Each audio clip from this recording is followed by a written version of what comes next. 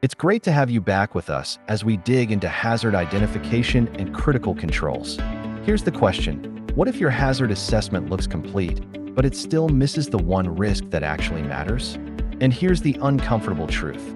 You have probably seen it. And if you are being honest, you have probably built it at least once. A hazard assessment that looks polished, covers every department, and checks every box. Yet the one hazard that could seriously injure or kill someone is missing, downplayed, or buried under general precautions.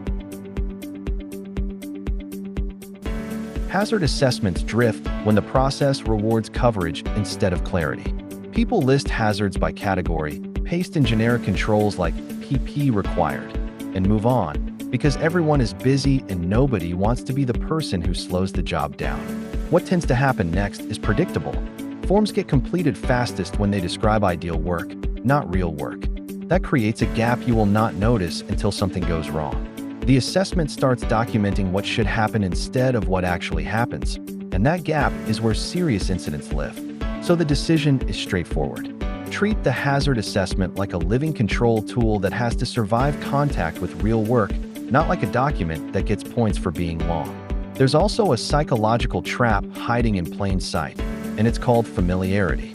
When a task happens every day and nothing bad has happened, people start believing the risk is low, even if the potential severity is massive, because humans confuse normal with safe, and safe with controlled. And why do the worst risks often seem like they are least documented? It could be because the risks that hurt people the worst usually have a few things in common. They do not happen often, but when they do, the consequences are serious. They show up during non-routine work, and they depend on multiple controls working at the same time, which means one small failure can trigger a chain reaction.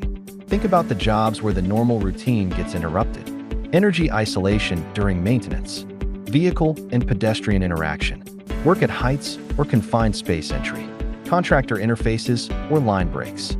And those brief, seemingly minor deviations from the plan that are undertaken due to a perceived shortcut that is likely not controlled. So what does a stronger hazard assessment look like in real life?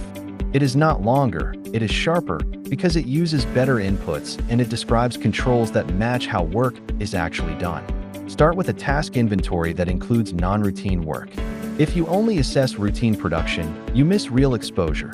So include maintenance, clearing jams, cleaning, changeovers, working alone, contractor work, deliveries, seasonal work, and emergency response.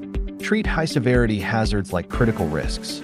If the realistic outcome could be a fatality or life-altering injury, increase the rigor, which means you define critical controls clearly, assign an owner, and verify those controls are in place and working. Use the hierarchy of controls to guide decisions. Aim for elimination, substitution, and engineering controls first, because they are usually more reliable than administrative rules and PP when human behavior is variable. Differentiate between when a control exists from a control works. A guard is not a control if it is bypassed. A procedure is not a control if nobody can find it. And training is not a control if competence is never checked. So write controls with what good looks like and how you confirm it. Make worker participation real. Talk to the people doing the work. Then validate what you heard by watching the job, because that is where you find drift and those "we always do it this way" shortcuts. Finally, build review triggers that match reality. When equipment, chemicals, layout, staffing, contractors, production pressure, or processes change, or when you have an incident or near miss, the hazard assessment must be reviewed and updated, because the risk profile just changed. If you want OH&S support that improves what people actually do in the field, not just what sits in a binder, visit calgarysafetyconsultants.ca and reach out. We will help you build hazard assessments that reflect real work, strengthen your task inventory to include non-routine jobs, identify critical risks and critical controls, and coach supervisors and leaders to verify that controls are in place and are working, so hidden high-severity hazards do not become predictable incidents.